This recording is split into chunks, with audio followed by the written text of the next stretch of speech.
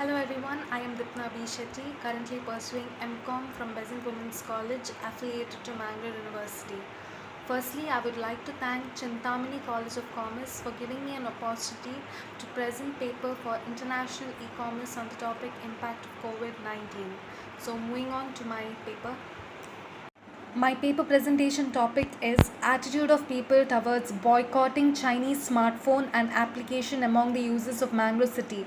The main reason why I chose this topic was in a recent incident that took place 20 Indian soldiers killed in a violent clash with Chinese troops in Ladakh.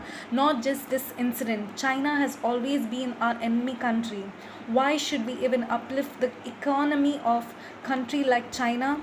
As we are aware that India is one of the biggest market for China, if we stop using their products and apps, their economy will eventually fall.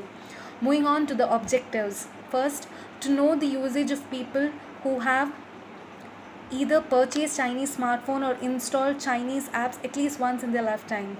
To determine factors relating to preference of people in choosing substitute app instead of Chinese app, to give adequate suggestions relating to complete ban on Chinese smartphones and app. I have used two kinds of data analysis technique, that is percentage analysis and chi-square test. So hypothesis for chi-square test, H0, there is no significant difference in preference of respondents in choosing substitute app instead of Chinese app. Second one, there is no significant difference boycotting Chinese apps. Methodology, researcher, that is I have used both primary and secondary data to reach out to findings and conclusions. So primary data was collected through online survey. I sent Google Forms to many of the respondents, wherein 500 respondents took the survey. Among them 310 were male respondents and remaining 190 were female respondents. Statistical tools used were percentage analysis and chi-square test. Data analysis and interpretation. First table represents gender and age group of respondents. We can see that most of the respondents belong to the age group 20 to 30 years, 375 respondents, whereas only 5 respondents below the age group of 20. Educational qualification, most of the respondents, that's 50%, were graduates, while 1% was less than matrix. So number of respondents who have purchased Chinese smartphone at least once in their lifetime. You can see that non-users over here are only 30, whereas Vivo, Redmi, OnePlus, Lenovo, all this combined together, 60% of them have used Chinese smartphone at least once.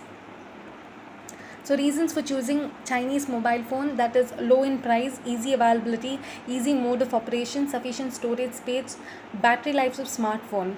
So most of them have revealed this, whereas 8.13% have revealed that they had bad experience using Chinese mobile phone. So number of respondents who have installed Chinese application, you can see these are one of the most famous well-known Chinese apps: Share It, TikTok, Zoom, PUBG Mobile, Club Factory, UC Browser. There are many more apps, but these are one among the most famous ones, whereas non-users were 4% and active users were at least 96% were have installed Chinese application at least once in their phone. Now, do the respondents prefer substitute app instead of Chinese app? Well, 66% have agreed it's been very useful, whereas 34% feel it's a duplicated version. I have applied chi-square test, observed and expected frequency. So at 5% level of significance, stable value, chi-square 3.841. Since the calculated value is chi-square 8.0638, which is greater than table hypothesis rejected. Hence, there is significant difference in preference of respondents in choosing substitute apps instead of Chinese apps. So, have the respondents taken an initiative to boycott Chinese apps? Let's see.